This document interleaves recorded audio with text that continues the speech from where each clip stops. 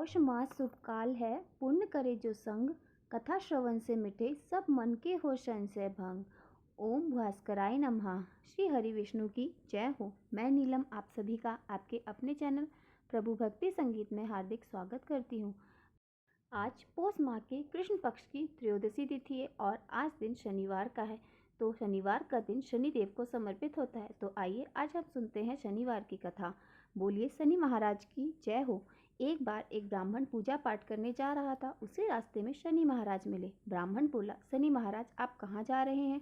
तब शनिदेव ने कहा, मैं राजा के लगने जा रहा हूँ। ब्राह्मण बोला, अगर तुम राजा के लगोगे तो सारी प्रजा दुखी होगी, इसलिए तुम मेरे लग जाओ। तब शनिदेव बोले, कितने साल का लगूं? ब्राह्मण बोला, 7 साल की, 5 साल की, 2.5 साल की और 1.25 साल की मुझसे ना ओटी जाएगी। तुम ऐसा करो, मुझे 1.25 पहर के लिए लग जाओ। शनिदेव ने कहा, ठीक है, तो मैं 1.25 पहर के लिए तुम्हें लग जाता हूँ। उसके बाद ब्राह्मण देवता नदी किनारे आसन बिछाकर पाठ करने लगे और वहाँ पर नदी में 2 मतीरे फल बहे जा रहे थे। ब्राह्मण ने उन दोनों मतीरों को निकालकर अपने घुटनों के नीचे रख लिया। देखते ही देखते वो दोनों मतीरे राजा के बेटों के सर बन गए। फिर ब्राह्मण के पास शनिदेव आए और बोले, ब्राह्मण तुमने राजा के लड़कों के सिर काट रखे हैं। तब ब्राह्मण बोला, किसी को मत कहना कि मुझे शनि की दशा लगी है। उसके बाद शनिदेव भेष बदलकर नगर में चले गए। वहां जाकर उन्होंने एक आदमी से कहा कि नदी किनारे एक ब्राह्मण के घुटने के नीचे राजा के बेटों के सर पड़े हैं। देखते ही देखते यह बात पूरे नगर में फैल गई। जब यह बात राजा को पता चली तो राजा ने कहा कि ब्राह्मण को सूली पर चढ़ा दो और राजा के आदेश के अनुसार ब्राह्मण को सूली पर चढ़ाने की तैयारी की गई। पहले उन्होंने सोने की सूली हल बनवाई। जैसे ही ब्राह्मण को सूली पर चढ़ाने लगे वह टूट गई। इस तरह उन्होंने चांदी की, तांबे की और लोहे की बनवाई, लेकिन वो सब भी टूट गई। वो जिस भी धातु की सूली बनवाते वह टूटती जा रही थी और इतनी देर में 1.25 पहर पूरा हो गया। राजा के बेटे खेलते खेलते घर आ गए। तब रानी बोली, ब्राह्मण महाराज राजा उन्हें छोड़ दीजिए, सूली पर चढ़ा तो नहीं थी आपने कहीं? तो राजा बोले, नहीं मैं बच गया, वरना मुझे ब्रह्म हत्या का पाप लगता। तब राजा वहां पहुंचे और उन्होंने देखा कि ब्राह्मण तो पाठ कर रहा है। तब राजा ने ब्राह्मण से पूछा, यह सब क्या है? तब ब्राह्मण ने कहा, महाराज मैं तो पाठ करने जा रहा था, रास्ते में मुझे महाराज मिले। मैंने उनसे पूछा, कहाँ जा रहे? उन्होंने कहा, मैं राजा के लगने जा रहा हूँ। फिर मैंने उनसे कहा कि अगर तुम राजा के लगोगे तो सारी प्रजा दुखी होगी, इसलिए तुम मेरे लग जाओ। तब शनिदेव बोले, कितने साल का लगूं? तो मैंने उनसे कहा, 5 साल, 7 साल, 2.5 साल, 1.25 साल की मुझसे ना ओटी जाएगी, इसलिए मैंने 1.25 पहर की ओट ली। अब 1.25 पहर में ही मुझसे शनिदेव ऐसे रंग दिखाए। तब राजा कहने लगे, शनिदेव की दशा कैसे उतरती है? तब ब्राह्मण बोले, राजा सोने चांदी का दान, तांबे का दान, लोहे का दान और पीतल का दान करने से शनिदेव की दशा से राहत मिलती है। तब राजा ने हैरान होकर ब्राह्मण से पूछा, राजा महाराजे और शाहूकार तो सोने चांदी के दान कर देंगे, परंतु गरीब कैसे करेगा? तब ब्राह्मण ने कहा, तिल की पली और गुड़ की डली डकोत को देने से शनि की दशा से मुक्ति मिलती है। 7 बार पीपल में जल चढ़ा दो और कहो कि शनिदेव का सोटा कभी न आवे टूटा। शनि की घड़ी ले 70 बला टली। 7 बार पीपल में जल चढ़ा दो तो 7 बारी बला टल जाएगी। ब्राह्मण की बातें सुनकर राजा ब्राह्मण को धन्यवाद करके वहां से चला गया। फिर तो राजा ने नियमित रूप से हर शनिवार को तेल, गुड़ और सामर्थ्य अनुसार दान आदि करना शुरू कर दिया। इस प्रकार शनिदेव की कहानी समाप्त हुई। बोलिए शनि महाराज की जय हो। अब हम आज सुनेंगे पौष मास के अगला महात्म का अध्याय। आगे के अध्याय में श्री ब्रह्मा जी कहने लगे, दिन दिन मैं आपको पितामह और कुमार कार्तिकेय का एक आख्यान सुनाने जा रहा हूँ जो पुण्यदायक, पापनाशक और कल्याणकारी है। एक बार सभी लोगों के रचिता पितामह सुखपूर्वक बैठे हुए थे। उनके पास श्रद्धा भक्ति से समन्वित होकर कार्तिकेय ने आकर प्रणाम किया और कहने लगे, विभो आज मैं दिवाकर भगवान सूर्यदेव का दर्शन करने के लिए गया था। प्रदक्षिणा करके मैंने उनकी पूजा की। परम भक्ति और श्रद्धा से मस्तक झुकाकर उन्हें प्रणाम किया और वहीं पर बैठ गया। पर मैंने एक महान आश्चर्य की बात देखी। स्वर्ण जड़ छोटी छोटी घंटियों से युक्त श्रेष्ठ वैदर यानी मणियों और मुक्ताओं से सुशोभित विचित्र विमान आ रहा है। एक पुरुष को देखकर भगवान दिवाकर सहसा अपने आसन से उठ खड़े हुए। उन्होंने सामने आए हुए उस पुरुष को अपने दाहिने हाथ से पकड़कर अपने सामने बिठाया और उसके सिर को सूंघ तथा उसका पूजन किया। फिर समीप में बैठे हुए उस पुरुष से भगवान सूर्य कहने लगे, हे भद्र, आपका स्वागत है।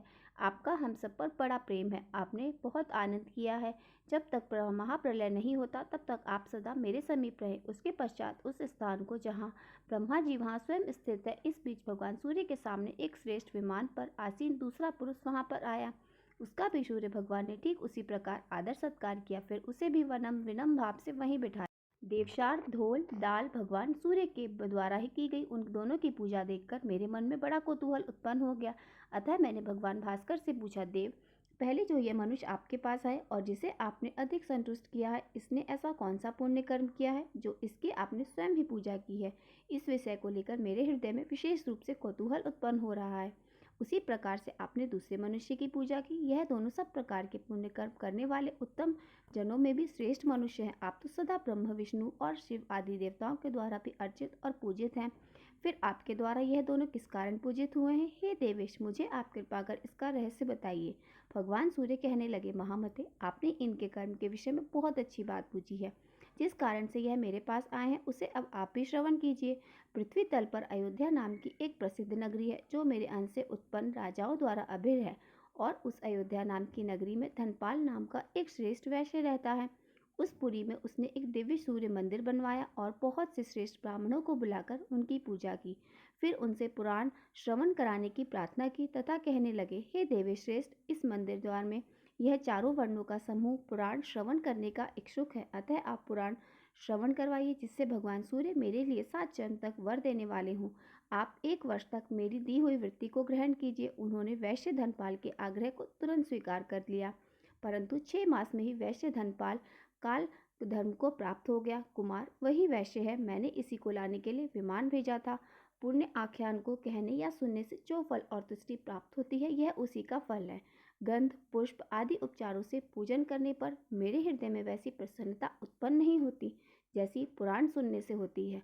कुमार, गौ, स्वर्ण और स्वर्णजत वस्त्रों, ग्रामों तथा नगरों का ध्यान देने से भी मुझे उतनी प्रसन्नता नहीं होती जितना इतिहास पुराण सुनने और सुनाने से होती है। मुझे अनेक खाद्य पदार्थों द्वारा किए गए श्रद्धा भाव से वैसी प्रसन्नता नहीं होती जैसी पुराण वाचन से होती है। सूर श्रेष्ठ, इसके अधिक और क्या कहूँ मैं। इस रहस्य युक्त पवित्र आख्यान के वाचन के बिना मुझे अन्य कुछ भी प्रिय नहीं है। नरोत्तम, ये जो दूसरा ब्राह्मण आया है, यह भी उसी श्रेष्ठ अयोध्या नगरी में उत्तम कुल का ब्राह्मण था।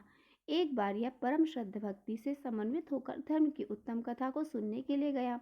वहां पर उसने भक्ति पूर्वक उत्तम पवित्र आख्यान को सुनकर उन महात्मान वाचक की प्रदक्षिणा अर्थात परिक्रमा की। फिर वह ब्राह्मण उस परम तेजस्वी वाचक को दक्षिणा में 1 मासा स्वर्ण दान देकर परम आनंदित हुआ।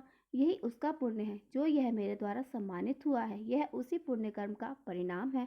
श्रद्धा भक्ति समन्वित से जो व्यक्ति वाचक की पूजा करता है, उसी से मैं भी पूजित हो जाता हूँ। जो मनुष्य अच्छे से अच्छे भोज्य पदार्थों के द्वारा वाचक को परितृप्ति करता है, उससे भी मैं संतुष्ट हो जाता हूँ। मेरी संतानें यम, यम, शनि, मनु तथा तपति मुझे उतने प्रिय नहीं है जितना मुझे कथावाचक प्रिय है। वाचक के संतुष्ट होने पर सभी देवता प्रसन्न हो जाते हैं और इसमें कोई संदेह नहीं है, क्योंकि हे देव सेनापति, सबसे पहले संसार के द्वारा पूज्य जो मेरा मुख था, उसी मुख से संसार का कल्याण करने के निमित्त सभी इतिहास पुराण आदि ग्रंथ प्रकट हुए हैं। महामते, मुझे पुराण वेदों से भी अधिक प्रिय है, जो श्रद्धा भाव से नित्य इन्हें सुनते हैं और वाचक को वृत्ति प्रदान करते हैं। वे परम पद प्राप्त करते हैं। सुवृत्त धर्म और अर्थ, काम और मोक्ष पुरुषार्थ चतुष्टय की उत्तम व्याख्या के लिए मैंने यह इतिहास पुराण बनाए हैं। वेदों का अर्थ अत्यंत दुर्जय है, इसलिए महामते इनको जानने के लिए ही मैंने इतिहास पुराणों की रचना की है। जो मनुष्य प्रतिदिन पुराण श्रवण का उत्तम कार्य करवाता है या करता है, वह सूर्यदेव से ज्ञान प्राप्त कर परम पद को प्राप्त कर लेता है। वाचक को जो दक्षिणा देता है, वह सूर्यदेव के लोक को प्राप्त करता है। हे सूर्य श्रेष्ठ, इसमें आश्चर्य क्या है? जैसे देवताओं में देवराज इंद्र श्रेष्ठ हैं, शास्त्रों में वज्र श्रेष्ठ है और जैसे तेजस्विनी नदियों में सागर श्रेष्ठ माना गया है, ठीक वैसे ही सभी ब्राह्मणों में इतिहास पुराण वाचक ब्राह्मण श्रेष्ठ हैं।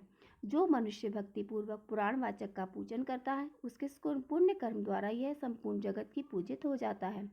ब्राह्मण ने फिर से कहा, हे दिनदेव, देवेश्वर भगवान सूर्य के मंदिर में जो मनुष्य धर्म का श्रवण करता है या कराता है, उसके पुण्य से वह परम गति को प्राप्त होता है। और जो पुरुष भगवान सूर्य की 3 बार परिक्रमा करके भूमि पर मस्तक झुकाकर सूर्य नारायण को प्रणाम करता है, वह उत्तम गति को प्राप्त होता है। जो मनुष्य जूता पहनकर मंदिर में प्रवेश करता है, वह तामिस नामक भयंकर नरक में जा जाता है। और जो सूर्यदेव के स्नानाघृत दूध, मधु, इक्षु रस अथवा गंगा पर भी पवित्र नदियों का उत्तम जल देते हैं, वे संपूर्ण कामनाओं को प्राप्त कर सूर्य मंडल को प्राप्त करते हैं। अभिषेक के समय जो इनका भक्तिपूर्वक दर्शन करते हैं, उन्हें अश्वमेध यज्ञ का फल प्राप्त होता है और अंत में वे शिवलोक को जाते हैं। सूर्य भगवान को ऐसे स्थान पर स्नान कराना चाहिए जहां स्नान का जल किसी से लांग ना जा सके, और जल का लांघन अगर हो तो अशुभ परिणाम होता है। अब जानिए सूर्य मंदिर निर्माण का फल तथा यमराज का अपने दूतों को सूर्य भक्तों से दूर रहने का आदेश। घी और दूध से अभिषेक के फल के बारे में श्री ब्रह्मा जी कहने लगे। वासुदेव, जो मनुष्य मिट्टी, लकड़ी और पत्थर से भगवान सूर्य के मंदिर का निर्माण करवाता है, वह प्रतिदिन किए गए यज्ञ के फल को प्राप्त कर लेता है। भगवान सूर्य नारायण का मंदिर बनवाने पर वह अपने कुल को 100 आगे और 100 पीछे की पीढ़ियों का सूर्य लोक प्राप्त करा देता है। सूर्य देव के मंदिर का निर्माण कार्य प्रारंभ करते ही 7 जन्मों में किया गया जो थोड़ा या बहुत अधिक पाप है, वह भी नष्ट हो जाता है। मंदिर में सूर्य की मूर्ति को स्थापित करवाने वाला मनुष्य कृतकृत्य हो जाता है। उसे दोष फल की प्राप्ति भी नहीं होती और अपने आगे और पीछे के कुलों का उद्धार भी करा देता है। इस विषय में प्रजा को अनुशासित कराने वाले यम ने 5 दंड से युक्त अपने किंक से तो पहले ही कहा है कि मेरे इस आदेश का यथोचित पालन करते हुए तुम लोग संसार में विचरण करते रहो। कोई भी प्राणी तुम लोगों की आज्ञा का उल्लंघन नहीं कर सकेगा। संसार के मूलभूत भगवान सूर्य की उपासना करने वाले लोगों को तुम लोग छोड़ देना, क्योंकि उनके लिए यहाँ पर स्थान नहीं है। संसार में जो भी सूर्य भक्त है और जिनका हृदय उन्हीं में लगा हुआ है, ऐसे लोग सूर्य की सदा पूजा किया करते हैं। उन्हें दूर से ही छोड़ देना। बैठते, सोते, चलते, उठते, गिरते, पड़ते जो मनुष्य भगवान सूर्य का नाम संकीर्तन करता है, वह भी हमारे लिए बहुत दूर से ही त्याज्य हो जाता है। और जो भगवान भास्कर के नित्य नैमित्तिक यज्ञ करते हैं, उन्हें तुम लोग दृष्टि उठाकर भी कभी मत देखना। यदि तुम लोग ऐसा करोगे तो तुम लोगों की गति ही रुक जाएगी। जो पुष्प, धूप, सुगंध और सुंदर वस्त्रों के द्वारा उनकी पूजा करते हैं, उन्हें भी तुम लोग मत पकड़ना, क्योंकि वे मेरे पिता के मित्र या आश्रित जन हैं। सूर्य नारायण के मंदिर में उपलेपन तथा सफाई करने वाले जो लोग हैं, उनके भी कुल की 3 पीढ़ियों को छोड़ दे। जिसने सूर्य मंदिर का निर्माण करा है, उसके कुल में उत्पन्न हुआ पुरुष भी तुम लोगों के द्वारा पूरी दृष्टि से देखने योग्य नहीं है। जिन भक्तों ने मेरे पिता की सुंदर अर्चना की, उन मनुष्यों को और उनके कुल को भी तुम सदा दूर से ही त्याग देना। महात्मा धर्मराज, यम के द्वारा ऐसा आदेश दिए जाने पर भी एक बार भूल से यम किंकर उनके आदेश का उल्लंघन करके राजा सत्यजीत के पास चले गए, परंतु उस सूर्य भक्त सत्यजीत के तेज से वे सभी यम के सेवक मूर्छित होकर पृथ्वी पर वैसे ही गिर पड़े, जैसे मूर्छित होकर पक्षी पर्वत थर से धरती पर गिर पड़ता है। इस प्रकार जो भक्त भगवान सूर्य के मंदिर का निर्माण करता है या कराता है, वह समस्त यज्ञों को संपन्न कर लेता है, क्योंकि भगवान सूर्य स्वयं ही संपूर्ण यज्ञम है। श्री ब्रह्मा जी कहने लगे, सूर्य की प्रतिष्ठा प्रतिमा को जो घी से स्नान कराता है, वह अपनी सभी मनोकामनाओं को पूर्ण कर लेता है। कृष्ण पक्ष की अष्टमी के दिन भगवान सूर्य का जो घी से स्नान कराता है, उसके सभी पापों से उसे छुटकारा मिल जाता है। सप्तमी और षष्ठी के दिन सूर्य नारायण को गाय के घी से स्नान कराने से सभी पाप दूर हो जाते हैं। संध्या काल में घी से स्नान कराए जाने पर अनजाने में किए गए संपूर्ण पाप दूर हो जाते हैं। सूर्य नारायण सर्व यज्ञ रूप है और समस्त हव्य पदार्थों में घी के उत्तम पदार्थ हैं, इसलिए उन दोनों के संगम होते ही सभी पाप नष्ट हो जाते हैं। सूर्य को दूध से स्नान कराने वाला मनुष्य 7 जन्मों तक सुखी, रोग रहित और रूपवान होता है और अंत में दिव्य लोक में निवास करता है। जैसे दूध स्वच्छ होता है और रोगी आदि से मुक्त होने वाला होता है, वैसे ही दूध से स्नान कराने पर अज्ञान हटकर निर्मल ज्ञान प्राप्त कर लेता है। दूध के स्नान से भगवान सूर्य नारायण प्रसन्न होकर सभी ग्रहों को अनुकूल करते हैं और सभी लोगों को पुष्टि और प्रीति प्रदान करते हैं।